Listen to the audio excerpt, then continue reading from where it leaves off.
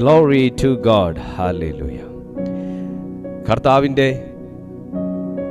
അനുഗ്രഹം നിറഞ്ഞു നിൽക്കുന്ന ഈ നല്ല സമയത്തിനായി ഞാൻ ദൈവത്തെ മഹത്വപ്പെടുത്തുന്നു. നിങ്ങളെ കാണാൻ, നിങ്ങളെ ശുശ്രൂഷിക്കാൻ, നിങ്ങളോട് സംസാരിക്കാൻ, നിങ്ങൾക്ക് വേണ്ടി പ്രാർത്ഥിക്കാൻ, നിങ്ങളോടുള്ള ദൈവിക ആലോചനകളെ കൊണ്ടുവരാൻ ദൈവം എന്നെ പാത്രമായി തിരഞ്ഞെടുത്തതിനെ ഓർത്ത് ഞാൻ ദൈവത്തിന് നന്ദി പറയുന്നു. കർത്താവിൻ്റെ നിറഞ്ഞ സാന്നിധ്യം നമ്മുടെ മധ്യത്തിലുണ്ട്.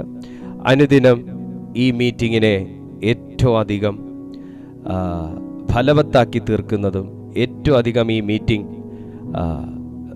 ഈ മീറ്റിങ്ങിൻ്റെ ആ ഒരു സക്സസ് എന്താണെന്ന് ചോദിച്ചാൽ അത് നിറഞ്ഞു നിൽക്കുന്ന ദൈവത്തിൻ്റെ സാന്നിധ്യം തന്നെയാണ്. ഇതിനകത്ത് എന്താണ് ഹൈലൈറ്റ് ചെയ്ത് നിൽക്കുന്നതെന്ന് ചോദിച്ചു കഴിഞ്ഞാൽ ദൈവത്തിൻ്റെ നിറവായ വചനം തന്നെയാണ്. എവിടെയും കുറവ് നമുക്ക് ചൂണ്ടിക്കാണിക്കാനില്ലാത്ത, എവിടെയും പോരായ്മകൾ പറയാനില്ലാത്ത, എവിടെയും അപൂർണതകളില്ലാത്ത ദൈവത്തിൻ്റെ പൂർണ്ണതയുള്ള വചനം ഒരു വ്യക്തി കേൾക്കുമ്പോൾ അവൻ പൂർണ്ണതയുള്ള ഒരു വ്യക്തിയാക്കപ്പെടുകയും അവൻ്റെ ഇടിവുകളും കുറവുകളും ദൈവത്തിൻ്റെ പൂർണ്ണതയുള്ള വചനത്താൽ പണിയപ്പെട്ട് അവനെ ഒരു പൂർണ്ണതയുള്ള ഒരു വ്യക്തിത്വമാക്കി തീർക്കുന്നു എന്നുള്ളതാണ് ദൈവവചനത്തിൻ്റെ അനേക പ്രത്യേകതകളിൽ ഒന്ന്. ഇന്ന് ആ പ്രത്യേകതയുള്ള ദൈവത്തിൻ്റെ പൂർണ്ണതയുള്ള വചനം നിങ്ങളുടെ മുമ്പാകെ ശുശ്രൂഷ ചെയ്യുവാൻ കർത്താവിനെ നിയോഗിച്ചതിനെ ഓർത്ത് ദൈവത്തെ സ്തുതിക്കുന്നു. എല്ലാ ദിവസവും ഈ ഒരു ഭാഗ്യം രാവിലെ 6:30 മണിക്കും വൈകുന്നേരം 6:30 മണിക്കും നമ്മുടെ ഈ കൂട്ടായ്മയിൽ ഉണ്ട്, ഈ ചാനലിലുണ്ട്. എല്ലാ ദിവസവും രാവിലെയും വൈകുന്നേരവും നടക്കുന്ന, മുടക്കങ്ങളില്ലാതെ നടക്കുന്ന ഈ മീറ്റിങ്ങിൽ നിങ്ങൾ ആദ്യമായിട്ടാണ് ജോയിൻ ചെയ്യുന്നതെങ്കിൽ ഈ ചാനൽ സബ്സ്ക്രൈബ് ചെയ്യുക. ദൈവത്തിൻ്റെ ജീവനുള്ള വചനത്തോടുകൂടെ അനുദിനം ആരംഭിക്കാനും ഒരു ദിവസം അവസാനിപ്പിക്കാനും നിങ്ങൾക്ക് സഹായിക്കുന്ന ഈ ചാനൽ മറ്റുള്ളവർ കൂടെ പങ്കുവെക്കുക. ദൈവത്തിൻ്റെ കൃപയാൽ കഴിഞ്ഞ 2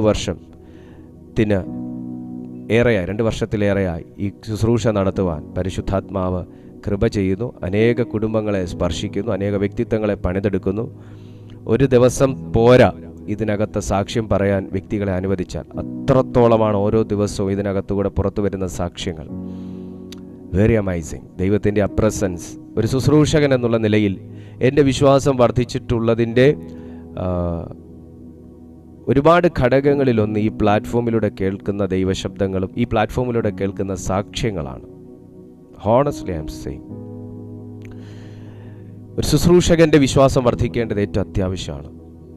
ഒരു ശുശ്രൂഷകൻ എന്നുള്ള നിലയിൽ എൻ്റെ വിശ്വാസം വർദ്ധിക്കാൻ ഒത്തിരി ഘടകങ്ങളുണ്ട്. എന്നാൽ അതിൽ പ്രധാന പങ്ക് വഹിച്ചിരിക്കുന്ന ഘടകങ്ങളിലൊന്ന് ഈ പ്ലാറ്റ്ഫോമിലൂടെ ദിവസവും ഒരുപക്ഷെ നിങ്ങളുടെ മെസ്സേജിലൂടെ, നിങ്ങളുടെ ഒരു ടെക്സ്റ്റ് മെസ്സേജിലൂടെ, ഒരു വോയിസ് മെസ്സേജിലൂടെ, ഒരു ഫോൺ കോളിലൂടെ നിങ്ങൾ എന്നെ വിളിച്ചറിയിച്ചിട്ടുള്ള സാക്ഷ്യങ്ങളാണ്. നിങ്ങളുടെ ജീവിതത്തിൽ പരിശുദ്ധാത്മാവ് തൻ്റെ ജീവനുള്ള വചനത്താൽ ചെയ്യുന്ന സാക്ഷ്യങ്ങൾ തന്നെയാണ്. അതുകൊണ്ട് അനുദിനം എനിക്ക് വിശ്വാസം ഇതിനകത്ത് പറയാൻ കർത്താവ് കൂടുതൽ ഊർജവും കരുത്തും പകരുന്നു എന്നുള്ളതിനെ ഓർത്തും ഞാൻ എൻ്റെ ദൈവത്തെ സ്തുതിക്കുന്നു. ഈ കൂട്ടായ്മയിലേക്ക് സസന്തോഷം നിങ്ങളെ എല്ലാവരെയും ഞാൻ ഹാർദവമായി സ്വാഗതം ചെയ്യുന്നു. കർത്താവിൻ്റെ വലിയ സാന്നിധ്യം നമ്മുടെ മധ്യത്തിൽ പകരപ്പെടട്ടെ എന്ന് ഞാൻ പ്രാർത്ഥിക്കുകയും ആശംസിക്കുകയും ചെയ്യുന്നു. അനുഗ്രഹിക്കപ്പെട്ട ഒരു ചിന്തയാണ് ഇന്ന് നാം ഇന്നത്തെ പഠനത്തിന് വേണ്ടി ചിന്തയ്ക്കായിട്ട് എടുത്തിരിക്കുന്നത്.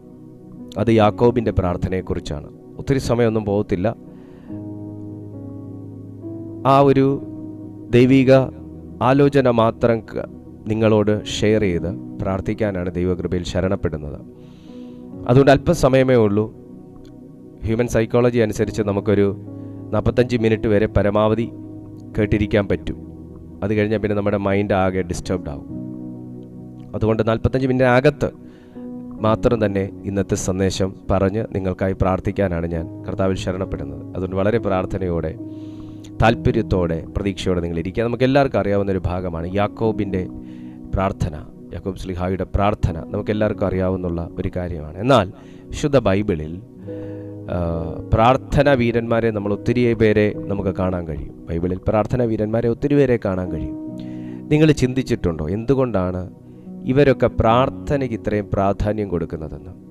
ഒരുപക്ഷെ നിങ്ങൾ എൻ്റെ വായിൽ നിന്നും കൂടുതൽ ഈ പ്രാർത്ഥനകളെക്കുറിച്ചുള്ള സന്ദേശങ്ങളായിരിക്കും ഈ അടുത്ത നാളുകളിലായിട്ട് കേൾക്കുന്നത്.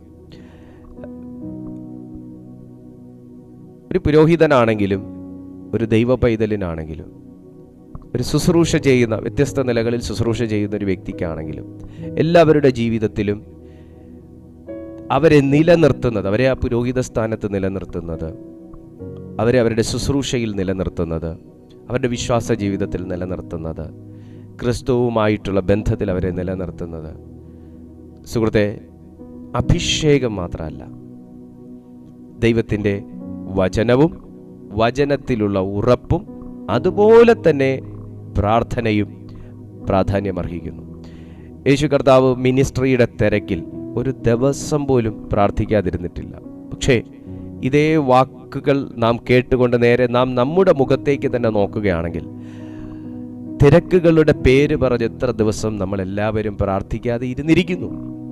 എന്നാൽ ഏറ്റവും അധികം പേരെ ശുശ്രൂഷിച്ച കാലഘട്ടങ്ങളിലും പതിനായിരക്കണക്കിന് 30,000, 40,000, 40,000, 50,000 ആൾക്കാരെ ശുശ്രൂഷിച്ച ദിവസങ്ങളിലും യേശു കർത്താവിൻ്റെ ജീവിതത്തിൽ നിന്ന് ഭക്ഷണം മാറ്റിവെച്ചിട്ടും പ്രാർത്ഥന മാറ്റിവെക്കാത്ത ഒരു നല്ല ഒരു പ്രാർത്ഥനാ ജീവിതം നമ്മുടെ നായകന് ഉണ്ടായിരുന്നു എന്നുള്ളത് ശ്രദ്ധ അർഹിക്കുന്ന കാര്യമാണ്. ഇവിടെ ഉൽപ്പത്തി പുസ്തകം 32-ാമത്തെ അധ്യായത്തിൽ നമ്മൾ നോക്കുമ്പോഴും ഒരു യാക്കോബിൻ്റെ പ്രാർത്ഥനയെക്കുറിച്ച് നമുക്ക് വളരെ കൗതുകകരമായ കാര്യം നമുക്കതിനകത്ത് കാണാനായിട്ട് കഴിയും. പ്രാർത്ഥിച്ച വീരന്മാർ ഒത്തിരി പേരുണ്ട്. കർത്താവായ യേശു പോലും പ്രാർത്ഥിച്ചു. യേശുവിൻ്റെ വിയർപ്പ് തുള്ളികൾ രക്തത്തുള്ളികളായി നിലത്ത് വീണ ചരിത്രം വരെ വചനം സാക്ഷ്യപ്പെടുത്തുമ്പോൾ ആർക്കും തുട ഉളുക്കിയ ചരിത്രം ബൈബിളിൽ കാണാനില്ല. കപ്പൽ തകർന്ന് മുങ്ങിപ്പോകുന്ന സാഹചര്യങ്ങളിലും പ്രാണൻ കയ്യിൽ പിടിച്ച് പ്രാർത്ഥിച്ച പൗലോസ്ലീഹായുടെയും തുട ഉളുക്കുകയോ തനിക്ക് കുഴ തെറ്റുകയോ ഒന്നും ചെയ്തില്ല. പക്ഷേ ഈ പ്രാർത്ഥന വ്യത്യസ്തമായ ഒരു പ്രാർത്ഥനയാണ്. ഈ പ്രാർത്ഥന വ്യത്യസ്തമായ ഒരു പ്രാർത്ഥനയാണ്. നമ്മൾ പോരാട്ട പ്രാർത്ഥനയെക്കുറിച്ച് കഴിഞ്ഞ മാസം നമ്മൾ ചിന്തിച്ചു. പോരാടി പ്രാർത്ഥിക്കുന്നതിനെക്കുറിച്ച് ചിന്തിച്ചു. പ്രാർത്ഥനയിൽ യുദ്ധം ചെയ്യുന്നതിനെക്കുറിച്ച് നമ്മൾ കേട്ടു. പ്രാർത്ഥനയിലുള്ള ഫൈറ്റുകളെക്കുറിച്ച് നമ്മൾ ചിന്തിച്ചു. ആരുടെയും കൈയൊടിയുകയോ കാലൊടിയുകയോ തുട ഉളുക്കുകയോ ഒന്നും ചെയ്തതായിട്ട് ഈ ഒരു ആവർത്തനം തന്നെ ബൈബിളിൽ കാണുന്നില്ല. പക്ഷേ യാക്കോബിൻ്റെ പ്രാർത്ഥനയിൽ വ്യത്യസ്തമായ കാര്യങ്ങൾ സംഭവിക്കുന്നതായി ഉൽപ്പത്തി പുസ്തകം സാക്ഷ്യപ്പെടുത്തുന്നു. ഞാനൊരു ആത്മീയ സന്ദേശം ഞാൻ താങ്കളെ അറിയിക്കുകയാണ്. വ്യത്യസ്തമായ കാര്യങ്ങൾ സംഭവിക്കുന്നത് പ്രാർത്ഥനകളിൽ മാത്രമാണ്. വേണമെങ്കിൽ ഒന്ന് എഴുതിയിടാം. വ്യത്യസ്തമായ കാര്യങ്ങൾ ജീവിതത്തിൽ സംഭവിക്കുന്നത് പ്രാർത്ഥനകളിൽ മാത്രമാണ്. ഒന്നും കൂടെ കയറി പറയാം. ആരും ആഗ്രഹിക്കാത്തൊരു കാര്യമാണ് യാക്കോബിനുണ്ടായത്. എന്തിനാണെന്നറിയാമോ? എല്ലാവരും മുടന്തു മാറാൻ പ്രാർത്ഥിക്കാറുണ്ട്. പക്ഷേ യാക്കോബ് പ്രാർത്ഥിച്ചെഴുന്നേറ്റപ്പോൾ സംഭവിച്ചത് എന്താണെന്ന് ചോദിച്ചാൽ, മര്യാദയ്ക്ക് പ്രാർത്ഥിച്ചു തുടങ്ങിയവൻ പ്രാർത്ഥന കഴിഞ്ഞ് ആമേൻ പറഞ്ഞ് എഴുന്നേറ്റിട്ട് നടന്നു പോകുന്നത്, വചനം തന്നെ പറയുന്നത്, നടന്നു പോകുന്നത് മുടന്തിയാ പോകുന്നത്. പ്രാർത്ഥിച്ച് വിഷയങ്ങൾ വഷളായിപ്പോയി എന്ന് പറയുന്ന വ്യക്തികൾ ഇതിനകത്തിരിപ്പുണ്ട്. പ്രാർത്ഥിക്കാൻ തുടങ്ങിയതിന് ശേഷമാണ് വിഷയങ്ങൾ വഷളായി തുടങ്ങിയത് എന്ന് പറയുന്നവർ ഈ കൂട്ടായ്മകളിലുണ്ട്. പ്രാർത്ഥിക്കുന്നതിന് മുന്നേ ഇത്രയും പ്രശ്നമില്ലായിരുന്നു, പക്ഷേ പ്രാർത്ഥിച്ചു തുടങ്ങിയപ്പോൾ മുതൽ കാര്യങ്ങൾ വഷളായി പോകുന്നു എന്ന് പറയുന്നവർ ഇക്കൂട്ടത്തിലുണ്ട്. നിന്നെ വ്യത്യസ്തമായ ഒരു പ്രാർത്ഥന അനുഭവത്തോടുകൂടെ, നിന്നെ വ്യത്യസ്തമായ ഒരു പ്രാർത്ഥന ജീവിതത്തോടുകൂടെ, വ്യത്യസ്തമായ പ്രാർത്ഥനയിലെ കാഴ്ചപ്പാടുകളോടുകൂടെ ദൈവം പണിതെടുക്കുന്ന ഒരു കാലഘട്ടത്തിലാണ് ഇതിനകത്ത് ചിലരെ കർത്താവ് നിർത്തിയിരിക്കുന്നത്. ഇതേ 32-ാമത്തെ അധ്യായം, ഉൽപ്പത്തി പുസ്തകം 32-ാമത്തെ അധ്യായം 24-ാമത്തെ വാക്യം മുതൽ ഞാൻ താഴേക്ക് വായിക്കുകയാണ്. അപ്പോൾ ഒരു പുരുഷൻ ഉഷസ്സാകുവോളം അവനോട് മല്ല് പിടിച്ചു. ശ്രദ്ധിക്കണേ, കുറച്ച് നേരമേ ഉള്ളൂ നമ്മുടെ മെസ്സേജ്, അതുകൊണ്ട് നിങ്ങളുടെ പൂർണ്ണമായ അറ്റൻഷൻ ഞാൻ ചോദിക്കുകയാണ്.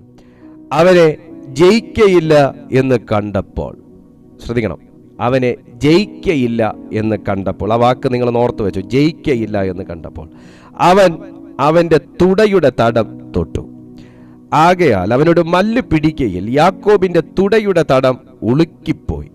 എന്നെ വിടുക, ഉഷസ്സുതിക്കുന്നുവല്ലോ എന്ന് അവൻ പറഞ്ഞതിന്, നീ എന്നെ അനുഗ്രഹിച്ചല്ലാതെ ഞാൻ നിന്നെ വിടുകയില്ല എന്ന് അവൻ പറഞ്ഞു. നിന്റെ പേരെന്തെന്ന് അവനോട് ചോദിച്ചതിന് യാക്കോബ് എന്ന് അവൻ പറഞ്ഞു. നീ ദൈവത്തോടും മനുഷ്യരോടും, ശ്രദ്ധിക്കണം വാക്ക്, നീ ദൈവത്തോടും മനുഷ്യരോടും മല്ല് പിടിച്ചു ജയിച്ചതുകൊണ്ട് നിന്റെ പേര് ഇനി യാക്കോബ് എന്നല്ല ഇസ്രായേൽ എന്ന് വിളിക്കപ്പെടും എന്ന് അവൻ പറഞ്ഞു. പ്രാർത്ഥിച്ചാൽ എന്ത് നടക്കും പാസ്റ്റർ എന്ന് ചോദിച്ചാൽ, ഈ വചനത്തിൻ്റെ അടിസ്ഥാനത്തിൽ നിങ്ങളുടെ കണ്ണിൽ നോക്കി ഞാൻ നിവർന്നു നിന്ന് പറയും, പ്രാർത്ഥിച്ചാൽ നിലവിലുള്ള നിന്റെ പേര് മാറും. പ്രാർത്ഥിച്ചാൽ എന്ത് നടക്കുമെന്ന് ചോദിച്ചാൽ ഞാൻ നിങ്ങളോട് പറയും, നിലവിലുള്ള നിന്റെ അവസ്ഥ മാറും. ഞാൻ എന്തിനാണ് യാക്കോബിൻ്റെ പ്രാർത്ഥന എടുത്തത് ഇന്നത്തെ ഈ ചിന്തയ്ക്ക് എന്ന് ചോദിച്ചാൽ, ആരും ചെയ്തിട്ടില്ലാത്ത വ്യത്യസ്തമായ ഒരപ്രോച്ചാണ് യാക്കോബ് ദൈവത്തോട് ചെയ്തത്. പ്രാർത്ഥനയിൽ നമുക്ക് എങ്ങനെയൊക്കെ ദൈവത്തോട് അപ്രോച്ച് ചെയ്യാം. ഞാൻ വേറെ ഒന്നും എടുക്കുന്നില്ല കേട്ടോ, വേറെ ഒരു ഭാഗവും ഞാൻ തൊടുന്നില്ല. ഈ ഒരു ഭാഗത്തിൽ തന്നെ നിൽക്കുകയാണ്. പശ്ചാത്തലം ഞാൻ ജസ്റ്റ് ഒന്ന് തൊടും നിങ്ങൾക്ക് മനസ്സിലാകേണ്ടതിന്. ലാബാന്റെ വീട്ടിൽ നിന്ന് തനിക്കുള്ള മൃഗസമ്പത്തും ഭാര്യയും എല്ലാം കൊണ്ട് യാക്കോബ് ജീവനും കൊണ്ടോടി എന്ന് വേണേ പറയാം. ദൈവം പറഞ്ഞിട്ട് ജീവനും കൊണ്ടോടി. എന്തിനെന്നറിയാമോ? സ്വന്തം സഹോദരനായ ഏശാവിനെ ഭയന്നിട്ട്. സഹോദരങ്ങളെ ഭയക്കുന്നവർ എന്നെ കേൾക്കുന്നുണ്ടോ? സഹോദര ഭാഗത്ത് നിന്ന് പുറപ്പെട്ടു വരുന്ന വാക്കുകളെ ഭയപ്പെടുന്നവർ എന്നെ കേൾക്കുന്നുണ്ടോ? സഹോദരങ്ങളുടെ ഇടയിൽ നിന്ന് നിങ്ങൾക്ക് നേരെ വരുന്ന ആരോപണങ്ങളെ നിങ്ങൾ ഭയക്കുന്നുണ്ടോ? സഹോദരങ്ങളുടെ ഇടയിൽ നിന്ന് നിങ്ങൾക്ക് നേരെ ഉയരുന്ന മരണ ഭീഷണി നിങ്ങളെ ആകെ മൊത്തം തകർത്ത് കളയുന്നുണ്ടോ? ഇവിടെ ഏശാവിനെ ഭയന്നിട്ട് യാക്കോബ് ദൈവശബ്ദം കേട്ട് താൻ അടുത്തൊരു പട്ടണത്തിലേക്ക് താൻ കടന്നു പൊയ്ക്കൊണ്ടിരിക്കുമ്പോൾ, ദൈവം പറഞ്ഞ ഇടത്തേക്ക് താൻ കടന്നു പൊയ്ക്കൊണ്ടിരിക്കുമ്പോൾ, അതിനു മുൻപേ താൻ കേട്ട ഒരു ദൈവശബ്ദം ഇതാണ്. ലാബാന്റെ വീട്ടിൽ ഒത്തിരി വർഷം താൻ ദാസ്യവേല ചെയ്ത് താൻ അവിടെ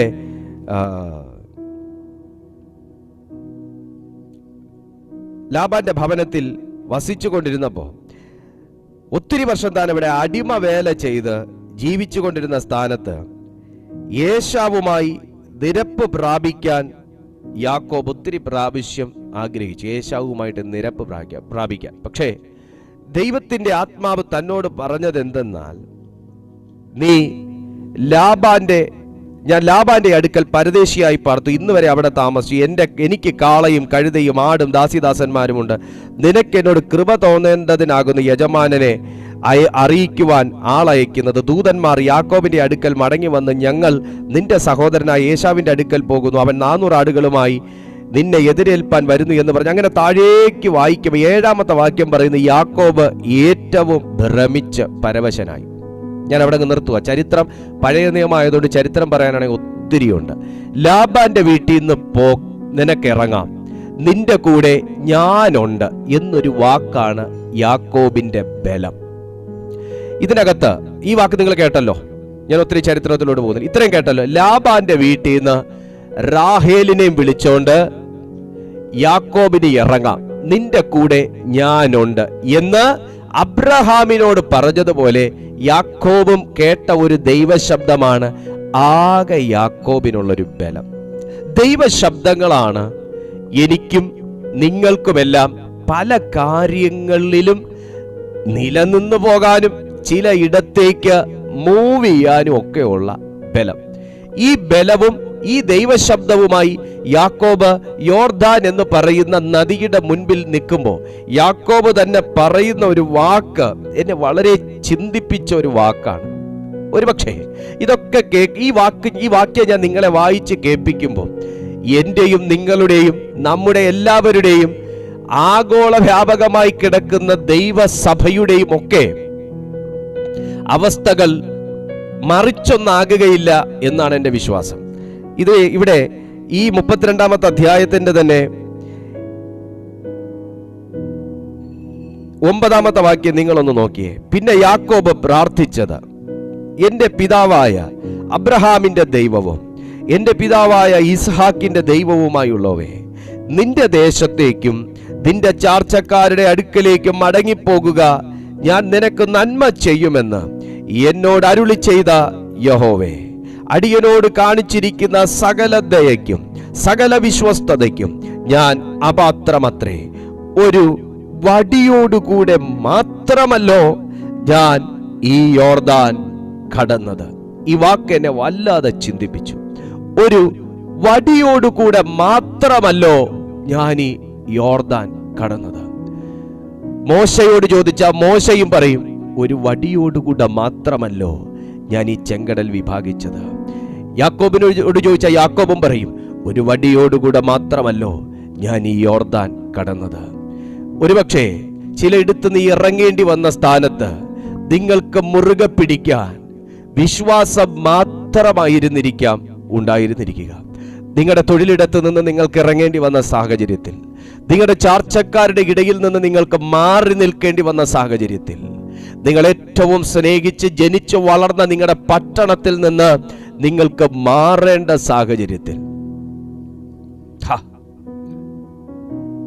നിങ്ങൾക്ക് ഏറ്റവും കൂടുതൽ പ്രിയപ്പെട്ടവരുടെ അടുത്തുനിന്ന് മാറേണ്ട സാഹചര്യത്തിൽ, ഒരു പക്ഷേ യാക്കോബിന്റെ കയ്യിലെ വടി പോലെ, മോശയുടെ കയ്യിലെ വടി പോലെ, അഹരോന്റെ കയ്യിലെ വടി പോലെ, അബ്രഹാമിന്റെ വിശ്വാസം പോലെ, അങ്ങനെ എന്തെങ്കിലും ഒന്ന് മാത്രമായിരിക്കാം നമ്മുടെയൊക്കെ കരങ്ങളിൽ ഉണ്ടായിരുന്നിരിക്കുക. പക്ഷേ ഈ വടിയെ വിശ്വസിച്ച് നീ യോർദാൻ കടന്നപ്പോഴും, ഈ വടിയെ വിശ്വസിച്ച് നീ ചെങ്കടലിനോട് കൽപ്പിച്ചപ്പോഴും, ഈ വടിയിൽ നീ വിശ്വസിച്ചപ്പോഴും, ഈ ദൈവത്തിൽ നീ വിശ്വസിച്ചപ്പോഴും, ഒരിക്കലും നീ എവിടെയും നടുക്കടലിൽ അകപ്പെട്ടുപോയ ഒരു മനുഷ്യക്കുഞ്ഞിനെ പോലെ ആയിത്തീരുവാൻ ദൈവം അനുവദിക്കാത്തതിന്റെ കാരണം നീ കേട്ട ദൈവ ശബ്ദമാണ്. നീ കേട്ട ദൈവ ശബ്ദമാണ്. പരിശുദ്ധാത്മാവ് ആരെയൊക്കെയോ ഇന്ന് ഈ വചനത്തിനകത്ത് തട്ടി ഉണർത്തുകയാണ്. കൈ മുതൽ ഒന്നുമില്ലെങ്കിലും കൈക്കകത്ത് ഒതുങ്ങുന്ന നിലയിലുള്ള നിന്റെ വിശ്വാസം എന്ന വടി, നിന്റെ അധികാരം എന്ന വടി നീ ഒരിക്കലും വില കുറച്ച് കാണരുത്. ദൈവം നിന്റെ നാവിൽ തന്നിട്ടുള്ള പ്രാർത്ഥന വാചകങ്ങൾ, ദൈവം നിന്റെ ഉള്ളത്തിൽ ഇട്ടിട്ടുള്ള പ്രാർത്ഥനയുടെ തീ നീ ഒരിക്കലും ചെറുതായി കാണരുത്. ക്ലെയിം ചെയ്തത് കണ്ടോ യാക്കോബ്? ദൈവസന്നിധിയിൽ ക്ലെയിം ചെയ്തത് കണ്ടോ? യാക്കോബ് എന്ന് പറയുന്ന വാക്കിന്റെ അർത്ഥത്തിന് ഉപായി എന്നാണ്. തന്ത്രങ്ങൾ മെനയുന്നവൻ, ഏശാവിന്റെ കുതുകാൽ പിടിച്ചവൻ എന്നാണ് ചരിത്രം പറയുന്നത്. അങ്ങനെ കുറച്ച് ചരിത്രം അതിനകത്തോട്ട് നിങ്ങൾക്കറിയാമല്ലോ. പക്ഷേ യാക്കോബിന്റെ പേര് തന്നെ മാറിയത്, ഇസ്രായേൽ എന്നായത്, തൻ്റെ ഉറച്ച വിശ്വാസവും പ്രാർത്ഥനയായിരുന്നു. പ്രാർത്ഥിച്ചാൽ എന്ത് നടക്കും? പ്രാർത്ഥിച്ചാൽ നിലവിലുള്ള നിന്റെ പേരും മാറും, പേര് ദോഷവും മാറും. വിശ്വസിക്കാൻ പറ്റുമെങ്കിൽ വിശ്വസിച്ചാൽ മതി. ഞാൻ വിശ്വസിക്കുന്നു. പ്രാർത്ഥിച്ച ഒരു വ്യക്തി പോലും തകർന്നുപോയ ചരിത്രം വചനം നമ്മളെ പഠിപ്പിക്കുന്നില്ല. ഇവിടെ താഴേക്ക് വായിക്കുമ്പോൾ നോക്കിയേ, ഒരു വടിയോടുകൂടെ മാത്രമല്ലോ ഞാൻ ഈ യോർദാൻ കടന്നത്, ഇപ്പോഴോ ഞാൻ 2 കൂട്ടമായി തീർന്നിരിക്കുന്നു. എൻ്റെ സഹോദരനായ ഏശാവിൻ്റെ കയ്യിൽ നിന്ന് എന്നെ രക്ഷിക്കണമേ. അശൂറിൻ്റെ കയ്യിൽ നിന്ന് രക്ഷിക്കാനല്ല പറയുന്നേ, അരാമ്യ പടയുടെ കയ്യിൽ നിന്ന് രക്ഷിക്കാനല്ല പറയുന്നേ, മോവാബ്യരുടെ കയ്യിൽ നിന്ന് രക്ഷിക്കാനല്ല പറയുന്നേ, തൻ്റെ സഹോദരൻ്റെ കയ്യിൽ നിന്ന്. ഇങ്ങനൊരു വിഷയത്തിന് വേണ്ടി പ്രാർത്ഥിക്കേണ്ടി വരുന്നവരുടെ മാനസികാവസ്ഥ ഭയങ്കരവല്ലാത്ത അവസ്ഥയാണ്. ശത്രുവിൻ്റെ കയ്യിൽ നിന്ന് നമ്മളെ രക്ഷിക്കാം, പൈശാചിക ശക്തികളിൽ നിന്ന് രക്ഷിക്കാം, നമ്മൾ ആർജവത്തോടെ പ്രാർത്ഥിക്കും, ചുറുചുറുക്കോടെ പ്രാർത്ഥിക്കും. പക്ഷെ സ്വന്തം സഹോദരന്റെ കയ്യിൽ നിന്ന് എന്നെ നീ രക്ഷിക്കണമേ കർത്താവേ എന്ന് പറയേണ്ടി വരുന്ന ഒരു സഹോദരന്റെ തന്നെ അവസ്ഥ നിങ്ങളൊന്ന് ഓർത്തു നോക്കിയേ. പ്രാർത്ഥിക്കുമ്പോൾ ചില വിഷയങ്ങൾക്ക് വേണ്ടി പ്രാർത്ഥിക്കുമ്പോൾ നമ്മൾ പ്രാർത്ഥനയുടെ കാഠിന്യം കൊണ്ടല്ല, ആ വിഷയത്തിൻ്റെ അവസ്ഥ കൊണ്ട് നമ്മൾ കരയാറുണ്ട്. സ്വന്തം സഹോദരന്റെ കയ്യിൽ നിന്ന് ജീവന് വേണ്ടി പ്രാർത്ഥിക്കേണ്ടി വരുന്നൊരവസ്ഥ. ഇന്നെന്നെ കേൾക്കുന്ന പ്രിയപ്പെട്ട സുഹൃത്തെ, നിങ്ങളുടെ സഹോദരങ്ങളുടെ ഇടയിൽ നിന്ന് തന്നെ നിങ്ങൾക്ക് പ്രതികൂലം ഉണ്ടാകുന്നുണ്ടോ? നിങ്ങൾക്കിപ്പോൾ ആകെ കൂടെ പ്രാർത്ഥന വിഷയമെന്ന് പറയുന്നത് സഹോദര വിഷയങ്ങളാണോ? സ്വന്തം ബന്ധങ്ങൾക്കിടയിൽ സാത്താൻ കൊണ്ടിട്ട ചില വിത്തുകൾ മുളച്ചു പൊങ്ങി വലിയ വൃക്ഷമായി തീർന്നതിൻ്റെ പെടാപ്പാടുകൾ അനുഭവിച്ചു കൊണ്ടിരിക്കുന്ന ഒരു സമയമാണോ? സ്വന്തം സഹോദരങ്ങൾ നിന്റെ നന്മയ്ക്ക് ദൂഷണം വരുത്തുന്നുണ്ടോ? സ്വന്തം സഹോദരങ്ങൾ നിന്റെ നന്മയ്ക്ക് തടസ്സം നിൽക്കുന്നുണ്ടോ? നിങ്ങൾ സ്വന്തം പോലെ കരുതിയ സഹോദര തുല്യമായ വ്യക്തികൾ ഇന്ന് നിങ്ങളുടെ ജീവിതത്തിൽ സർപ്പം പോലെ എഴുന്നേറ്റ് നിൽക്കുന്നുണ്ടോ? പ്രാർത്ഥനയ്ക്ക് നിന്റെ സഹോദരനെ മാറ്റാൻ കഴിയും.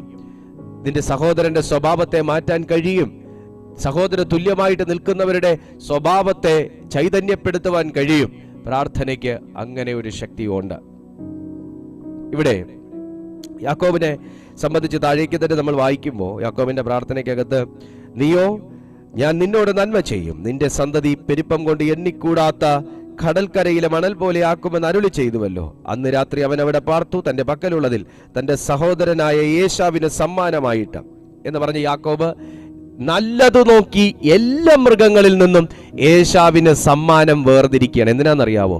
ഈ പ്രശ്നം ഒന്ന് അവസാനിക്കാൻ. നിന്നെ കൊണ്ട് പറ്റുന്ന പോലെയല്ല നിന്റെ പ്രശ്നങ്ങൾ അവസാനിപ്പിക്കാൻ നിന്നാൽ കഴിയുന്നത് പോലെ എല്ലാ കാര്യങ്ങളും നിങ്ങൾ ചെയ്തിട്ടും ഇതുവരെ അമർച്ച വരാതിരിക്കുന്ന വിഷയങ്ങളുടെ മേൽ നിന്റെ പ്രാർത്ഥനാ വാചകങ്ങൾ അതിന് മറുപടി വിളിച്ചിറക്കുമെന്ന് ഞാൻ ആത്മാവിൽ ഈ ദൂത് കൈമാറുകയാണ്. ഒട്ടകത്തിൽ നിന്ന് കൊടുത്തു, ആടിൽ നിന്ന് കൊടുത്തു, കോലാടിൽ നിന്ന് കൊടുത്തു, ചെമ്മരിയാടിൽ നിന്ന് കൊടുത്തു, കഴുതക്കുട്ടികളിൽ നിന്ന് കൊടുത്തു. എല്ലാറ്റിൽ നിന്നും തൻ്റെ സഹോദരനായ ഏശാവ് 400 ആൾ കാലാളുമായി വന്ന് തന്നെ കൊല്ലുമെന്നുള്ള ഭയത്തിൽ എല്ലാത്തിൽ നിന്നും വേർതിരിച്ച് തൻ്റെ സഹോദരന് സമ്മാനം കൊടുത്ത് ഈ പ്രശ്നത്തിന് പരിഹാരമുണ്ടാക്കാനായിട്ട് നിൽക്കുമ്പോൾ യാബോക്ക് എന്ന് പറയുന്ന കടവ് കടത്തി. 21-ാമത്തെ വാക്യം നോക്കി. അങ്ങനെ സമ്മാനം അവന്റെ മുമ്പായി പോയി, അവനോ അന്ന് രാത്രി കൂട്ടത്തോടുകൂടെ പാർത്തു. രാത്രിയിൽ അവൻ എഴുന്നേറ്റു, തൻ്റെ 2 ഭാര്യമാരെയും 2 ദാസിമാരെയും 11 പുത്രന്മാരെയും കൂട്ടി യാബോക്ക് കടവ് കടന്നു. അങ്ങനെ അവൻ അവരെ കൂട്ടി ആറ്റിനക്കരെ കടത്തി. തനിക്കുള്ളതൊക്കെയും അക്കരെ കടത്തിയ ശേഷം യാക്കോബ് തനിയെ ശേഷിച്ചു. ഒരാലോചന എനിക്ക് അവിടെ പറയാനുണ്ട്. തനിക്കുള്ളതിനെല്ലാം സംരക്ഷണം താൻ ദൈവത്തോട് ചോദിച്ചു. നിങ്ങൾ ചോദിക്കാറില്ലേ? നിങ്ങളുടെ കുടുംബത്തിന്, കുട്ടികൾക്ക്, മിനിസ്ട്രിക്ക്, ദൈവം തന്നിട്ടുള്ള അഭിഷേകത്തിന് സംരക്ഷണം ചോദിക്കാറുണ്ട്. എല്ലാറ്റിനെയും സംരക്ഷിക്കുന്ന ഒരു ദൈവത്തിനായി ഞാൻ ദൈവത്തെ മഹത്വപ്പെടുത്തുന്നു. പക്ഷേ എല്ലാവരെയും സംരക്ഷണത്തിന് വേണ്ടി ഏൽപ്പിച്ച് പ്രാർത്ഥിച്ചിട്ട് ചില സമയങ്ങളിൽ പ്രാർത്ഥിക്കുന്നവർ തന്നെ തനിച്ചായി പോകുന്ന ഒരു അന്തരീക്ഷവും ഒരവസ്ഥയുണ്ട്. നിങ്ങൾ എത്ര പേർ അങ്ങനെ അനുഭവിച്ചിട്ടുണ്ട്? നിങ്ങൾ എത്ര പേർ അങ്ങനെ ഒരു അവസ്ഥ? ഒത്തിരി പേർക്ക് വേണ്ടി നമ്മൾ പ്രാർത്ഥിക്കുന്നു, ഒത്തിരി പേരെ നമ്മൾ കടവ് കടത്തി വിടുന്നു, ഒത്തിരി പേരെയും ആറ് മുറിച്ച് കടക്കാനും ചെങ്കടൽ മുറിച്ച് കടക്കാനും ഒക്കെ നമ്മൾ സഹായിക്കുന്നു, പ്രാർത്ഥനയിൽ സഹായിക്കുന്നു, നമുക്ക് ഉള്ള എല്ലാ അധ്വാന ഫലത്തിലും സഹായിക്കുന്നു, നമ്മുടെ വാക്കുകൾ കൊണ്ട് സഹായിക്കുന്നു, നമ്മുടെ ബന്ധങ്ങൾ കൊണ്ട് സഹായിക്കുന്നു. പക്ഷേ പലരെയും ഒരുപക്ഷെ ദൈവം നമുക്ക് തന്നിട്ടുള്ള കൂട്ടാളികളെ തന്നെയും ചിലതൊക്കെ അവരനുഭവിക്കാതെ ദൈവിക സംരക്ഷണത്തിൻ്റെ മറവിൽ നാം അവരെ മറച്ചു പ്രാർത്ഥിച്ച ചില കടവുകൾ, യാബോക്ക് പോലുള്ള കടവുകൾ കടത്തിവിട്ടിട്ട് തനിയെ ശേഷിച്ചു പോകുന്ന ഒരവസ്ഥ നിങ്ങൾക്കാർക്കെങ്കിലും ഉണ്ടായിട്ടുണ്ടോ? ഹല്ലേലൂയ. അങ്ങനെ ഒരു അവസ്ഥയിൽ നിൽക്കേണ്ടി വരുന്ന, ഞാനൊരു കാര്യം കൂടെ പറയട്ടെ, ഇവിടെ പ്രാർത്ഥിച്ചൊന്ന് സഹായിക്കാൻ പോലും യാക്കോബ് എന്ന് പറയുന്ന മനുഷ്യൻ ആരുമില്ല. എന്നാൽ യാക്കോബ് അനേകർക്ക് വേണ്ടി പ്രാർത്ഥിക്കുന്നു. തൻ്റെ ഭാര്യയ്ക്ക്, കുഞ്ഞുങ്ങൾക്ക്, വാഗ്ദത്തത്തിന്, എല്ലാം തൻ്റെ അബ്രഹാമിൻ്റെയും ഇസ്ഹാക്കിൻ്റെ ഒക്കെ ദൈവത്തോട് പ്രാർത്ഥിക്കുന്നു. പക്ഷേ പ്രാർത്ഥിച്ചു പലരെയും കടത്തിവിടാൻ കഴിയുന്ന മനുഷ്യന് സ്വന്തം ജീവിതത്തിലെ പ്രശ്നങ്ങൾക്ക് ഒരു പരിഹാരം ഈ നിമിഷം വരെ ഉണ്ടായിട്ടില്ല. തൻ്റെ സ്വന്തം സഹോദരന്റെ വിഷയവുമായിട്ട് ബന്ധപ്പെട്ട് ഒരു പരിഹാരം ഈ നിമിഷം വരെ ഉണ്ടായിട്ടില്ല. അങ്ങനെ ചിന്തിക്കുന്ന ആൾക്കാർ ഇവിടെ ഉണ്ട്. ഞാൻ പ്രാർത്ഥിക്കുമ്പോൾ അനേകർക്ക് മറുപടി കിട്ടുന്നു, ഞാൻ പ്രാർത്ഥിക്കുമ്പോൾ അനേകർ വിടുവിക്കപ്പെടുന്നു, ഞാൻ പ്രാർത്ഥിക്കുമ്പോൾ അനേകർ സൗഖ്യമാകുന്നു, എൻ്റെ രോഗത്തിന് ഇതുവരെ പൊറുതിയില്ല. ഞാൻ പ്രാർത്ഥിക്കുമ്പോൾ അനേകർക്ക് ആശ്വാസം കിട്ടുന്നു, എനിക്കോ ആശ്വാസമില്ല. ഞാൻ പ്രാർത്ഥിക്കുമ്പോൾ അനേകർ കടൽ കടന്നു പോകുന്നു, പക്ഷെ ഞാൻ ഇതുവരെ ചെങ്കടൽ കടന്നിട്ടില്ല. ഇങ്ങനെയുള്ള അവസ്ഥയിലുള്ള ആരെങ്കിലും ഉണ്ടോ? യാക്കോബ് തനിയെ ശേഷിച്ചു. ഞാനൊരു ആത്മീയ ആലോചനയിലേക്കാണ് ഞാൻ ഈ വാക്കുകൾ പറഞ്ഞു വരുന്നത്. നിരാശപ്പെടരുത്, പ്രാർത്ഥിക്കുന്നവർ നിരാശപ്പെടരുത്, പ്രാർത്ഥനയിൽ നിങ്ങൾ വിമുഖത കാണിക്കരുത്. വിശുദ്ധ ബൈബിൾ പറയുന്നത് എന്താണെന്നറിയാമോ? തനിയെ ശേഷിപ്പിച്ചത് വിശുദ്ധ ബൈബിളിൽ മറ്റാർക്കും ഉണ്ടായിട്ടില്ലാത്ത അനുഭവങ്ങളോടുകൂടെ മറുപടി കൊടുക്കാൻ. കാര്യം ഇച്ചിരി വേദനയുള്ള കാര്യമാണ്.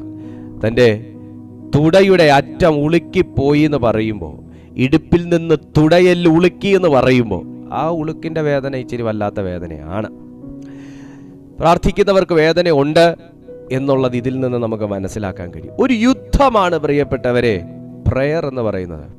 പാസ്റ്റർ, എനിക്ക് വേണ്ടി ഒരു വാക്ക് പ്രാർത്ഥിക്കണം എന്ന് നിങ്ങൾ വിളിച്ച് പറയുമ്പോൾ യുദ്ധം ചെയ്യാണ്. കാര്യം നമ്മൾ വാക്കുകളിൽ യുദ്ധം കാണത്തില്ല, പക്ഷേ നിങ്ങൾക്കെതിരെ നിൽക്കുന്ന ദുർശക്തികളോട് പടവെട്ടിയാണ് നിങ്ങൾക്കൊരു വിടുതൽ ലഭിക്കണമേ എന്ന് പലപ്പോഴും ദൈവദാസന്മാർ പ്രാർത്ഥിക്കാറുള്ളത്. കാര്യം അവർ ഒന്ന് പ്രാർത്ഥിച്ച് വിട്ടതേ ഉള്ളൂ എന്നൊക്കെ ഒരുപക്ഷെ നിങ്ങൾക്ക് തോന്നാം. പക്ഷെ ആ പ്രയർ എന്ന് പറയുന്നത് നിങ്ങൾക്ക് വേണ്ടിയിട്ടുള്ളൊരു ഇന്റർസെഷനാണ്. മനസ്സിലാക്കണം. ഇവിടെ മധ്യസ്ഥത നിന്ന് പ്രാർത്ഥിച്ചാണ് കടവിനകത്ത് അകപ്പെടാതെ ഭാര്യയെയും കുഞ്ഞുങ്ങളെയും എല്ലാവരെയും പുള്ളി യാബോക്ക് കടവ് കടത്തിയത്. എന്നിട്ട് താൻ ഇപ്പൊ ഇവിടെ തനിച്ച് ശേഷിക്കുന്നത് എന്തിനാണെന്ന് ചോദിച്ചാൽ ഒരു എൻകൗണ്ടറിന് വേണ്ടിയിട്ടാണ്. ദൈവം പലപ്പോഴും ഈ കാണുന്ന കൂട്ടത്തിൽ, എന്നെ കണ്ടുകൊണ്ടിരിക്കുന്നവരിൽ പലരെയും ഞാൻ തനിച്ചാണ് എന്ന് ചിന്തിക്കുമാറാക്കിയതിൻ്റെ കാരണം നിന്റെ പേര് മാറ്റാൻ മറ്റാരും കൂടെ നിന്നാൽ ഒക്കത്തില്ല. അതുകൊണ്ടാണ് നിന്റെ പേര് മാറ്റാൻ യാക്കോബ് എന്നുള്ള പേര് മാറ്റി, ഉപായി എന്നുള്ള പേര് മാറ്റി, ദൈവം സ്നേഹിക്കുന്നവൻ എന്നുള്ള പേര്, ഇസ്രായേൽ എന്നൊരു പേര് നിന്നെ അണിയിക്കണമെങ്കിൽ, ആ പുടവ നിന്റെ മേൽ വീഴണമെങ്കിൽ നീ ചിലടത്ത് തനിച്ചായേ പറ്റൂ. ഇനി ഒന്നുകൂടെ പറയാം, നിങ്ങൾ കൂടെ ഇരുന്ന് പ്രാർത്ഥിക്കുന്ന ഒരു സ്റ്റൈലായിരിക്കത്തില്ല ഞാൻ ഒറ്റയ്ക്ക് ദൈവസന്നിധി പ്രാർത്ഥിക്കുന്നത്. നിങ്ങൾ കൂടെ ഇരിക്കുമ്പോൾ ഞാൻ കുറച്ചുകൂടെ റിസർവ്ഡ് ആയിട്ടായിരിക്കും പ്രാർത്ഥിക്കുന്നത്.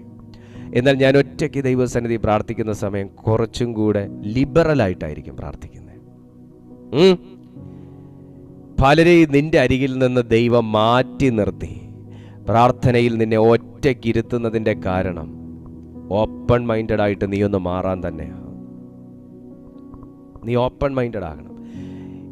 ദൈവവുമായിട്ടൊക്കെ മല്ലുപിടി, ദൈവവചനമാണ് സാക്ഷ്യപ്പെടുത്തുന്നത്. നീ യാക്കോബേ, നീ മനുഷ്യനോടും മല്ലുപിടിച്ചു, ദൈവത്തോടും മല്ലുപിടിച്ചു, നീ ജയിച്ചിരിക്ക കൊണ്ട്. അപ്പൊ നോക്കണം, മല്ലുപിടിച്ചത് ആരോടാ? ദൈവത്തോടാ. അങ്ങനെയൊക്കെ ചെയ്യാമോ? അങ്ങനെയൊക്കെ ചെയ്തു പോകും. കാര്യം എന്താണെന്നറിയാമോ?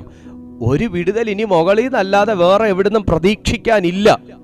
ഒരു ശബ്ദം, ഒരു കൈയൊപ്പ്, ഒരു കൈവെപ്പ്, ഒരു കൈസഹായം ഇനി ഉയരത്തിൽ നിന്നല്ലാതെ വേറെ എവിടുന്നും ഈ യാക്കോബിന് കിട്ടാനില്ല. ഇന്ന് ആ അവസ്ഥയിലൊക്കെ എന്നെ കാണുന്നവർ കേൾക്കുന്നവരും ഉണ്ട് ഇതിനകത്ത്. നിങ്ങൾക്ക് ഇനിയൊരു കൈസഹായം ദൈവത്തിൽ നിന്നല്ലാതെ മറ്റെവിടുന്നും പ്രതീക്ഷിക്കാനില്ലല്ലോ. നിങ്ങൾക്ക് ഇനി ഒരു ചലനം ഉണ്ടാകണമെങ്കിൽ ദൈവകരം ചലിച്ചല്ലാതെ മറ്റൊരു പോംവഴി ഇല്ലല്ലോ. അപ്പൊ പിന്നെ ദൈവത്തിങ്കലേക്ക് നോക്കുക എന്നുള്ള ഒരു അവസ്ഥയല്ലാതെ ഇനി ദൈവവും കൂടെ നിന്റെ വിധി ഇങ്ങനാണ് എന്നൊരു വാക്ക് പറഞ്ഞിട്ട് ദൈവത്തിന് അവിടുന്ന് എസ്കേപ്പ് ആകാൻ യാക്കോബ് അനുവാദം കൊടുക്കുന്നില്ല. നിന്റെ നിശ്ചയദാർഢ്യങ്ങൾക്ക് ദൈവത്തെ പോലും ചിന്തിപ്പിക്കാൻ കഴിയും. നിന്റെ വിശ്വാസത്തിന് ദൈവത്തെ പോലും നിനക്കനുകൂലമാക്കി മാറ്റാൻ കഴിയും. നിന്റെ പ്രാർത്ഥനയ്ക്ക് ദൈവത്തിന് പോലും നിന്നോട് മനസ്സലിവ് തോന്നിപ്പിക്കാൻ കഴിയും. നീ മനുഷ്യരോടും ദൈവത്തോടും മല്ല് പിടിച്ച് ജയിച്ചിരിക്ക കൊണ്ട്. ജയിക്കുന്നവർക്കാണ്, പ്രാർത്ഥനയിൽ ജയിക്കുന്നവർക്കാണ് വില. സ്തോത്രം. നീ മനുഷ്യരോടും ദൈവത്തോടും മല്ല് പിടിച്ചിരിക്ക കൊണ്ട് നിന്റെ പേര് യാക്കോബ് എന്നല്ല, ഇന്നു മുതൽ ഇസ്രായേൽ എന്നാകും. ഞാൻ ആത്മാവിൽ പ്രവചിക്കുന്നു സുഹൃത്തെ, നിന്റെ പേര് ദോഷവും മാറ്റാൻ നിന്റെ പ്രാർത്ഥനയ്ക്ക് കഴിയും. നിന്റെ തനിച്ചിരുന്നുള്ള പ്രാർത്ഥനയ്ക്ക്, നിന്റെ ഒറ്റയ്ക്കുള്ള പ്രാർത്ഥനയ്ക്ക്, നിന്റെ വിശ്വാസത്തോടു കൂടിയ പ്രാർത്ഥനയ്ക്ക്, സമർപ്പണത്തോടു കൂടിയ പ്രാർത്ഥനയ്ക്ക് കഴിയും സുഹൃത്തെ, കഴിയും. ഭാര്യയും കുഞ്ഞുങ്ങളൊക്കെ അപ്പുറത്ത് പോയത് നന്നായി, അവർ യാബോക്ക് കടവ് കടത്തിവിട്ടത് നന്നായി. പറയ, ചിലരൊക്കെ നിന്നിൽ നിന്ന് ഇച്ചിരി അകന്നു നിന്നത് നന്നായി, ചിലരൊക്കെ നിന്നെ വിട്ട് മാറി നിൽക്കുന്നത് നന്നായി. നീ ഒറ്റയ്ക്ക് പ്രാർത്ഥിച്ച പടപൊരുതി നിന്റെ പേര് മാറുന്ന നിലകളിൽ, നിന്റെ പേര് മാറിയെന്നറിയുമ്പോൾ നിന്റെ അടുത്തേക്ക് ചിലർ കാന്ത ഇരുമ്പാകർഷിക്കുന്ന പോലെ വരും. എങ്ങനെ സംഭവിച്ചടോ? പ്രാർത്ഥനയിൽ സംഭവിച്ചടോ. ഹല്ലേലൂയ. നിന്റെ നേരെ കൈ നീട്ടാത്ത വ്യക്തികൾ പോലും, അനുകൂലമായി കൈ നീട്ടാത്ത വ്യക്തികൾ പോലും കൈ തൊഴുതുകൊണ്ട് നിൽക്കുന്ന ആരുടെ മുമ്പിലാ? നിന്നെ കടാക്ഷിച്ച ദൈവത്തിൻ്റെ മുമ്പിൽ കൈ തൊഴുതുകൊണ്ട് നിൽക്കുന്ന സമയം വരും. ഞാൻ ആത്മാവിൽ ഇത് പ്രവചിക്കുകയാണ് ആരോടും. തനിച്ചായത് നന്നായി. നീ രാത്രികളിൽ പ്രാർത്ഥിക്കുമ്പോൾ തനിച്ചാണോ? നിന്റെ കുടുംബ പ്രാർത്ഥനയിൽ നീ തനിച്ചാണോ? വ്യക്തിപരമായ നിമിഷങ്ങളിൽ പ്രാർത്ഥനയിൽ നീ തനിച്ചാണോ? നന്നായി മോളെ, നന്നായി ബ്രദറെ, നന്നായി സിസ്റ്ററെ. ഹല്ലേലൂയ. പൗലോസ് കണ്ടിട്ടില്ലാത്തൊരു തലമാണിത്. എന്തുകൊണ്ട് പറഞ്ഞുകൂടാ? പൗലോസ് കണ്ടിട്ടില്ലാത്തൊരു തലമാണിത്. പത്രോസ് കണ്ടിട്ടില്ലാത്തൊരു തലമാണിത്. പൗലോസ് പൈശാചിക ശക്തികളുമായിട്ടാണ് മല്ല് പിടിച്ചതെങ്കിൽ യാക്കോബ് ദൈവമായിട്ടാണോ മല്ല് പിടിച്ചത്? ഹല്ലേലൂയ. വചന പറയുന്നത്, ഞാനല്ല. ചില കാര്യങ്ങൾ വ്യത്യസ്തമായി ദൈവം നമ്മളെ പഠിപ്പിച്ചു കളയും. ചില കാര്യങ്ങൾ നമ്മളെ വളരെ കൗതുകകരമായി ദൈവം ചിന്തിപ്പിക്കും. ദൈവമായിട്ട് മല്ല് പിടിക്കുന്ന മനുഷ്യൻ, അത് നിന്നോടുള്ള ദേഷ്യമല്ലത്, നിന്നെ അത്രയും പ്രാപ്തനാക്കി മാറ്റണം. അതുകൊണ്ടാണ് യാക്കോബിന്റെ പ്രെയർ ഇത്ര പവർഫുള്ളായി ഇന്ന് ഞാൻ എടുക്കാൻ കാരണം. അല്ലെങ്കിൽ എനിക്കൊരു പൗലോസിന്റെ പ്രാർത്ഥനയെക്കുറിച്ച് പഠിപ്പിച്ചാൽ മതിയല്ലോ. യാക്കോബ് ഇത്രയും ഫേവറബിളായി മാറിയത്, ദൈവത്തിന്റെ ഹൃദയത്തിൽ അത്രയും വലിയ സ്ഥാനം പിടിച്ചത്. അതുകൊണ്ടല്ലേ യെശയ്യാവിലൊക്കെ യാക്കോബ് ഗൃഹത്തോട് ഞാൻ കരുണ കാണിക്കും പറയുന്നത്. അതാ, എന്തുകൊണ്ട്? ഉൽപ്പത്തിയിൽ വന്ന മാറ്റമായത്, ഉൽപ്പത്തിയിൽ വന്ന മാറ്റമാണിത്. യാക്കോബ് ഗൃഹം എന്ന് തന്നെ അങ്ങ് പറയുക. ഹല്ലേലൂയ. ദൈവം തെരഞ്ഞെടുത്ത ജാതിയാണ്. നീ വ്യസനിക്കല്ല, നിന്നെ കാണുന്ന കർത്താവുണ്ട്. നീ ഒറ്റയ്ക്ക് മുട്ടുമേ നിൽക്കുന്നത് കാണുന്ന കർത്താവുണ്ട്. നീ തല തല്ലുന്നത് കാണുന്ന കർത്താവുണ്ട്. നീ ഒറ്റയ്ക്ക് മാറത്തടിക്കുന്നത് കാണുന്ന കർത്താവുണ്ട്. കാരണം യാക്കോബിന്റെ പ്രാർത്ഥന ഞാൻ കരുതുന്നില്ല അതൊരു ഓർഡിനറി പ്രയർ. ഇപ്പം നമ്മളൊക്കെ പായിന്മേൽ മുട്ടുമടക്കിയിരുന്ന് വളരെ അച്ചടക്കത്തോടിരുന്ന് പ്രാർത്ഥിക്കുന്ന പ്രാർത്ഥനയാണെന്ന് ഞാൻ കാണുന്നില്ല. മണ്ണ് വാരി തലയിലിടാൻ സാധ്യതയുണ്ട്. അദ്ദേഹം കിടന്ന് ഉരുളാൻ സാധ്യതയുണ്ട്. വസ്ത്രം പറിച്ചു കീറാൻ സാധ്യതയുണ്ട്. ആ മനുഷ്യനെ ഒരു സാധാരണ പ്രാർത്ഥിക്കാത്തൊരു മനുഷ്യൻ ആ മനുഷ്യനിലേക്ക് നോക്കിക്കഴിഞ്ഞാൽ ഇവൻ എന്തോ മാനസിക നില തെറ്റി എന്ന് പറയത്തക്ക നിലയുണ്ട്. ചില അവസ്ഥകൾ മാനസിക നില തെറ്റിയതുപോലെ നമ്മളെയൊക്കെ പ്രാർത്ഥിപ്പിച്ചിട്ടുണ്ട്. ചില അവസ്ഥകൾ നമ്മുടെ സമനില തെറ്റിയവരെ പോലെ ഒച്ചപ്പാടുണ്ടാക്കിച്ചിട്ടുണ്ട്. ചില സാഹചര്യങ്ങൾ, ചില അവസ്ഥകൾ, ചില അനുഭവങ്ങൾ, ചില സംഭവങ്ങൾ നമ്മുടെ മനോവികാര നിലകൾ തെറ്റിയതുപോലെ ഒരു പൂർണ്ണ ഭ്രാന്തനെ പോലെ ദൈവരാജ്യത്തെ പോലും കിടുകിട വിറപ്പിക്കുന്ന നിലകളിൽ അത്യുച്ചത്തിൽ പ്രാർത്ഥിപ്പിച്ചിട്ടുണ്ട്. അതിന്റെ എല്ലാം മറുപടി കണ്ടവരും ഇതിന്റെ നടുവിലുണ്ട്. Hallelujah, praise God. എല്ലാ സമയത്തും വൈറ്റ് കോളറിൽ നിന്നുകൊണ്ട് നമുക്ക് പ്രസംഗിക്കുന്നത് പോലെ അല്ല പ്രാർത്ഥനയുടെ സന്ദർഭങ്ങൾ. പൈശാചിക ശക്തികളോട് മല്ല് പിടിക്കുന്ന സമയം നിലവാരങ്ങൾ മാറിപ്പോകും, പ്രാർത്ഥനാ ശൈലികൾ മാറിപ്പോകും, വാക്കുകൾ മാറിപ്പോകും. ആത്മാവിൻ്റെ വാക്കുകളിലേക്കും ആത്മാവിൻ്റെ അന്തരീക്ഷത്തിലേക്കും അത്യുച്ചത്തിൽ പരിശുദ്ധാത്മാവ് നമ്മളെ എഴുന്നേൽപ്പിച്ചു നിർത്തുമ്പോൾ അത്യുച്ചത്തിൽ നമ്മൾ കൽപ്പിക്കേണ്ട സമയങ്ങളിൽ ചിലപ്പോൾ സാധാരണ വാക്കുകളായിരിക്കുകയില്ല, ആത്മാവിൻ്റെ മൂർച്ചയേറിയ വാളുകളായിരിക്കും ഇതിൻ്റെ അധരങ്ങളിലൂടെ പുറപ്പെടുന്നത്. ആ സമയം ശബ്ദം മാറും, ആ സമയം വികാരം മാറും, ആ സമയം ഭാവം മാറും, ആ സമയം നമ്മുടെ ഡിമാൻഡ് തന്നെ മാറുന്ന സന്ദർഭങ്ങളായിരിക്കും ആ സന്ദർഭങ്ങൾ എന്ന് പറയുന്നത്. യേശുവിൻ്റെ അധികാരമുള്ള നാമത്തിൽ യാക്കോബ് മല്ല് പിടിച്ചു എന്ന് പറയുമ്പോൾ ദൈവം ഇറങ്ങി വന്ന, യാക്കോബ് സ്ഥലത്തിന് പേരിട്ടു മഹനീയം, ബഥേൽ. ഇത് ആ സന്ദർഭമൊന്നുമല്ല, ഇത് അതേ സന്ദർഭത്തിൽ അതേ ഗോവണിയിൽ കൂടെ ഇപ്പോൾ ഇറങ്ങി വന്നിരിക്കുന്ന സ്ഥലം ഒരു പോരാട്ട ഭൂമിക്ക് സമമാണ്. പ്രാർത്ഥിക്കുന്നവർക്ക് പ്രശ്നങ്ങളുണ്ട് കേട്ടോ, പക്ഷെ അതിനെ തരണം ചെയ്യാൻ ദൈവം നിന്നെ കണ്ടിട്ടുണ്ട്. നീ എന്നെ അനുഗ്രഹിച്ചിട്ടല്ലാതെ ഞാൻ നിന്നെ വിടത്തില്ല. ഉറപ്പാണ്, പ്രാർത്ഥനയിലെ ഉറപ്പാണ്. നിങ്ങൾ നിങ്ങളുടെ മക്കൾക്ക് വേണ്ടി പ്രാർത്ഥിക്കുന്നവരാണോ? നിങ്ങളുടെ ആത്മീയ ജീവിതത്തിന് വേണ്ടി പ്രാർത്ഥിക്കുന്നവരാണോ? നിങ്ങളുടെ കുടുംബ ജീവിതത്തിന് വേണ്ടി പ്രാർത്ഥിക്കുന്നവരാണോ? നിങ്ങളുടെ സമാധാനത്തിന് വേണ്ടി പ്രാർത്ഥിക്കുന്നവരാണോ? നിങ്ങളുടെ സാമ്പത്തിക അവസ്ഥയ്ക്ക് ഭേദം വരാൻ വേണ്ടി പ്രാർത്ഥിക്കുന്നവരാണോ? ഉറച്ച പ്രാർത്ഥനയ്ക്കകത്ത്, ഉറപ്പുള്ള പ്രാർത്ഥനയ്ക്കകത്ത് അനുഗ്രഹം വെളിപ്പെടും. ഉറപ്പുള്ള പ്രാർത്ഥനയ്ക്കകത്ത് അനുഭവങ്ങൾ വെളിപ്പെടും, അനുഗ്രഹങ്ങൾ വെളിപ്പെടും. നിങ്ങൾ തയ്യാറാണെങ്കിൽ പരിശുദ്ധാത്മാവ് നിന്നെ സഹായിക്കാൻ തയ്യാറാണ്. ലാബാന്റെ വീട് വിട്ടോടി, ഏശാവിനെ ഭയന്നോടി, ലാബാന്റെ വീട്ടിൽ അടിമവേല ഭയന്നോടി, പ്രാണരക്ഷാർത്ഥം ഓടി. മക്കളെ, ഓടുന്നവർ എല്ലാ കാലവും ഓടിക്കൊണ്ടേയിരിക്കും. പക്ഷെ ഒരിടത്ത് പ്രാർത്ഥനയ്ക്ക് വേണ്ടി അടിഞ്ഞുകൂടി കിടക്കുന്നവൻ ചരിത്രം തിരുത്തിയിരിക്കും. നീ പേടിച്ച് ഓടിക്കൊണ്ടേയിരിക്കുകയാണെങ്കിൽ ഭൂമിയുടെ അറ്റം വരെ നീ ഓടിക്കൊണ്ടിരിക്കും. ഭൂമിയുടെ അറ്റത്തും പ്രശ്നങ്ങളുണ്ടെങ്കിൽ അവിടുന്ന് വീണ്ടും നീ തിരിഞ്ഞ പഴയ സ്ഥലത്ത് വന്നുകൊണ്ടിരിക്കും. ഭൂമി വർത്താകൃതിയിലാണ്, ഗോളാകൃതിയിലാണ്. നീ എത്ര ഓടിയാൽ അതേ സ്ഥലത്തെ വന്ന് നിൽക്കത്തുള്ളൂ, എത്ര ദൂരം ഓടിയാൽ അതേ സ്ഥലത്തെ നിൽക്കത്തുള്ളൂ. പക്ഷേ പ്രാർത്ഥനയ്ക്ക് വേണ്ടി നീ എവിടെയെങ്കിലും ഇനി ഞാൻ ഓടാൻ നിശ്ചയിച്ചിട്ടില്ല എന്ന് പറഞ്ഞ് പ്രാർത്ഥനയ്ക്ക് വേണ്ടി ഒരിടത്ത് ഇരിക്കുവാണെങ്കിൽ അവിടം കൊണ്ട് നിന്റെ ചരിത്രം തിരുത്തപ്പെടും. വിശ്വസിക്കുന്നോ? എന്നെ അനുഗ്രഹിച്ചല്ലാതെ ഞാൻ നിന്നെ വിടത്തില്ല, എന്നെ അനുഗ്രഹിച്ചല്ലാതെ ഞാൻ നിന്നെ വിടത്തില്ല. അങ്ങനെ നിനക്ക് പറയാൻ കർത്താവ് അധികാരം തന്നിട്ടുണ്ട് ഡിയർ. അങ്ങനെ നിനക്ക് പറയാൻ കർത്താവ് ഒരു കൃപ തന്നിട്ടുണ്ട്. കാരണം മഹത്വത്തിൻ്റെ പ്രത്യാശയായ ക്രിസ്തു അങ്ങയുടെ ഉള്ളിലിരിക്കുന്നു, അതുപോലെ എൻ്റെ ഉള്ളിലിരിക്കുന്നു, അതുപോലെ എന്നെ കാണുന്ന എല്ലാവരുടെ ഉള്ളിലും ഇരിക്കുന്നു. നമുക്കിന്ന് പുത്രനാം യേശു ക്രിസ്തുവിൻ്റെ നാമത്തിൽ നമുക്ക് ചോദിക്കാനുള്ള അധികാരമുണ്ട്. യാചിപ്പിൻ, എന്നാൽ നിങ്ങൾക്ക് കിട്ടും. അന്വേഷിപ്പിൻ, എന്നാൽ നിങ്ങൾ കണ്ടെത്തും. മുട്ടുവിൻ, എന്നാൽ നിങ്ങൾക്ക് തുറക്കപ്പെടും. യാചിക്കുന്ന ഏവനും കണ്ടെത്തുന്നു, അന്വേഷിക്കുന്നവന് കിട്ടുന്നു, മുട്ടുന്നവന് തുറക്കപ്പെടുന്നു. പ്രാർത്ഥനയിൽ അതീവ ശ്രദ്ധയോടെ ഒരു പോരാട്ടം വന്നപ്പോൾ, ഒരു യുദ്ധം വന്നപ്പോൾ, പ്രാർത്ഥനയുടെ അന്തരീക്ഷത്തിൽ ഒരു മൽപ്പിടുത്തം വന്നപ്പോൾ എഴുന്നേറ്റ് ഓടുന്ന ഒരു യാക്കോബിനെ അല്ല നമ്മൾ ആരും ഇവിടെ കാണുന്നത്.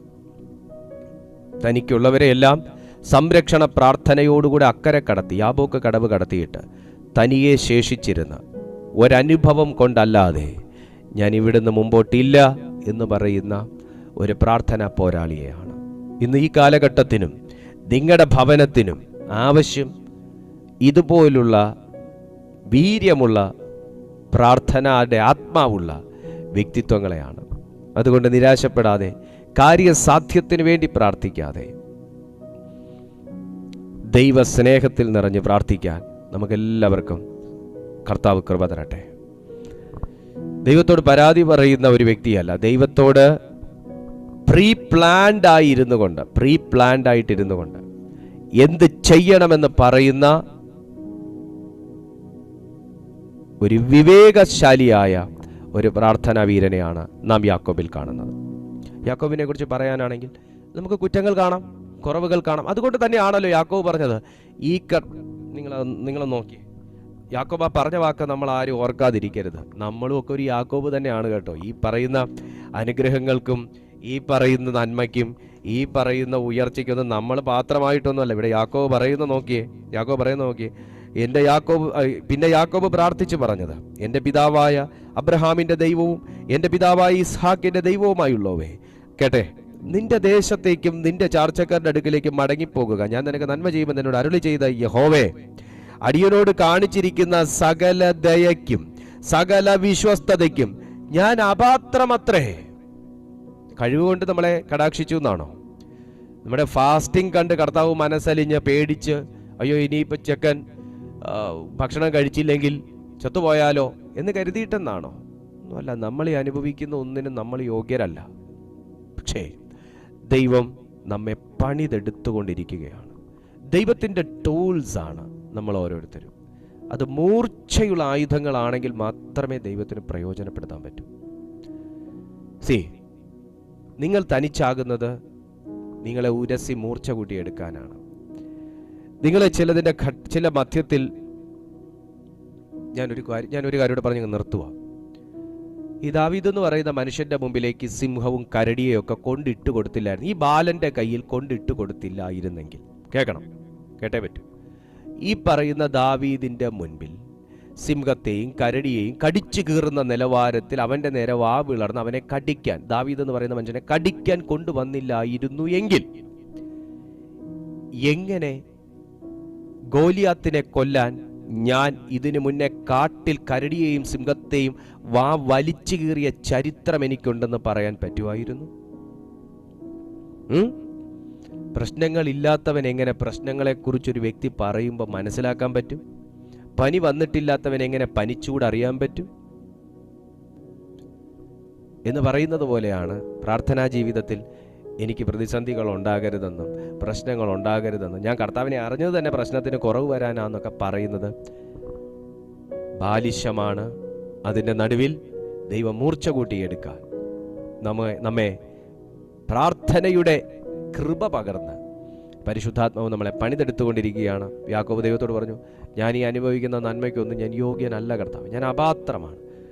എങ്കിലും അവിടുന്ന് എന്നെ കടാക്ഷിച്ചല്ലോ, എങ്കിലും അവിടുന്ന് എന്നെ സ്നേഹിച്ചല്ലോ, എങ്കിലും അവിടുന്ന് ഇത്രയും മഹാസമ്പന്നനാക്കി തീർത്തുവല്ലോ.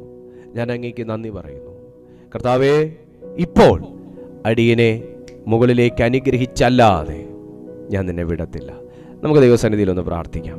ആ നിലവാരത്തിൽ നമ്മെ അനുഗ്രഹിക്കുന്ന, ആ നിലവാരത്തിൽ നമ്മെ ആക്കി തീർക്കാൻ കഴിയുന്ന ഒരു നല്ല കർത്താവിൻ്റെ സന്നിധിയിലാണ് ഇന്ന് ഞാനും നിങ്ങളും നിൽക്കുന്നത് എന്ന ബോധ്യത്തോടെ യാക്കോബ് ദൈവസന്നിധിയിൽ പ്രാർത്ഥിച്ച പോലെ നമുക്കും മടുപ്പില്ലാതെ, അലസതയില്ലാതെ, വിഷമിക്കാതെ നമുക്ക് ദൈവസന്നിധിയിൽ പ്രാർത്ഥിക്കാൻ കഴിയട്ടെ.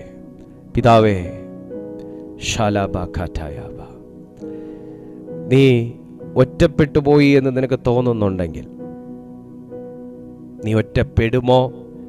ഞാൻ പ്രാർത്ഥനയിൽ ഒറ്റപ്പെട്ടു, എൻ്റെ ജീവിതത്തിൽ ഞാൻ ഒറ്റപ്പെടുമോ എന്ന് നീ ഭയപ്പെടുന്നുണ്ടെങ്കിൽ, ഇന്ന് പരിശുദ്ധാത്മാവ് നിന്നോട് പറയുന്നു, ബാലിശമായ ആ ചിന്തകളെ ഒഴിവാക്കിക്കൊണ്ട് നീ ചിലയിടങ്ങളിൽ ഒറ്റപ്പെടലുകളും കുത്തുവാക്കുകളും പരിഹാസങ്ങളും നിന്നയും അനുഭവിക്കുന്നു എന്നുണ്ടെങ്കിൽ, അത് മറ്റാരുടെയും ജീവിതത്തിൽ സംഭവിച്ചിട്ടില്ലാത്ത പോലെ നിന്റെ പേര് മാറ്റുന്ന നിലവാരത്തിലേക്ക് നിന്നെ കൊണ്ടുവരാൻ തന്നെയാണ്.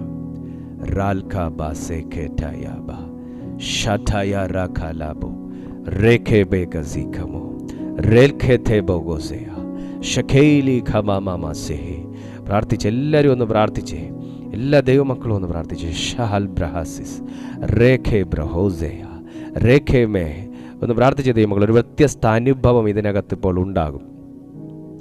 പ്രാർത്ഥനയിൽ ഒരു വ്യത്യസ്ത അനുഭവം യാക്കോബിന് ഉണ്ടായതുപോലെ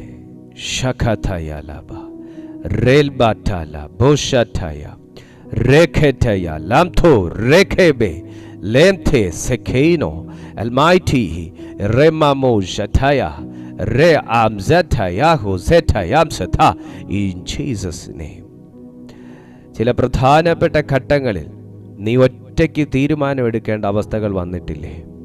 ചില പ്രധാനപ്പെട്ട ഘട്ടങ്ങളിൽ കൂട്ടായിരുന്ന് ചെയ്യേണ്ട കാര്യങ്ങൾ പോലും സംഭവ സമയമായപ്പോൾ നീ ഒറ്റയ്ക്ക് ചെയ്യേണ്ട അവസ്ഥ വന്നിട്ടില്ലേ? എവിടുന്ന് കിട്ടി ഈ കരുത്ത്? എവിടുന്ന് കിട്ടി ഈ ധൈര്യം? എവിടുന്ന് കിട്ടി ഈ പ്രാഗൽഭ്യം?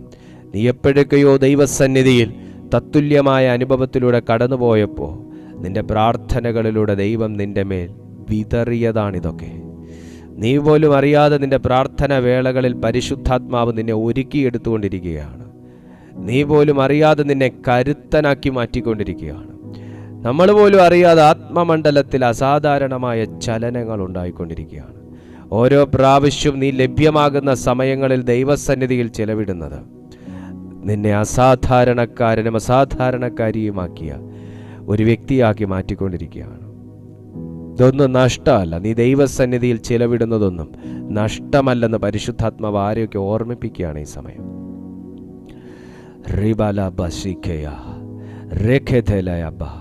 In Jesus' name, Holy Ghost, Abasihi, Yehova Rekebe, ഒറ്റ വഴിയേ ഉള്ളൂ എനിക്ക് പ്രാർത്ഥിക്കുകയല്ലാതെ ഇനി വേറൊരു വഴിയില്ല.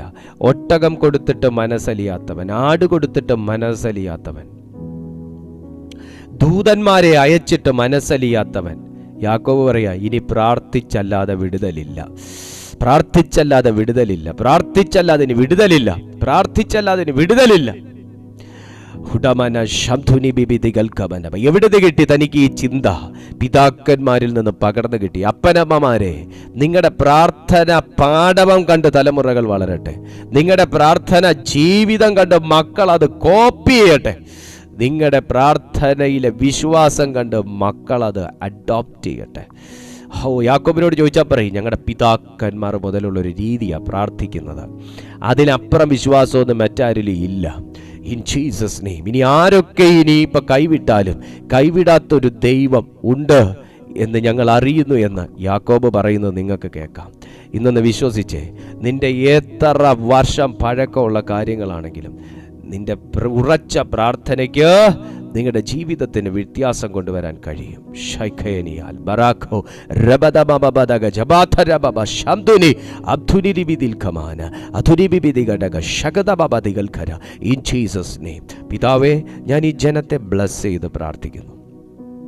ഇവരുടെ ജീവിതം കർത്താവെ കേൾക്കപ്പെട്ട വചനത്താൽ അനുഗ്രഹിക്കപ്പെടട്ടെ. ഇവരുടെ ജീവിതം ദൈവത്താൽ രൂപാന്തരം വരട്ടെ. ഇവരുടെ ജീവിതത്തിൽ കർത്താവെ സഹോദരങ്ങളിൽ നിന്നുള്ള പോരുകൾ, സഹോദരിമാരിൽ നിന്നുള്ള പോരുകൾ, കർത്താവെ ഇവർക്ക് ജന്മം കൊടുത്തവരിൽ നിന്ന് തന്നെയുള്ള എതിർപ്പുകൾ, ഇവരുടെ ബന്ധുമിത്രാദികൾ, ചാർച്ചക്കാർ, അയൽവാസികൾ, കർത്താവെ പൈശാചിക ശക്തികൾ എന്നിവയിൽ നിന്നുള്ള പോരുകൾ, ഇതിനെയൊക്കെ തകർക്കുവാൻ ഇവരുടെ മേൽ ദൈവം ഉറച്ച വിശ്വാസവും പ്രാർത്ഥനയുടെ ഒരു കൃപയും പകരണമേ എന്ന് ഞങ്ങൾ പ്രാർത്ഥിക്കുന്നു.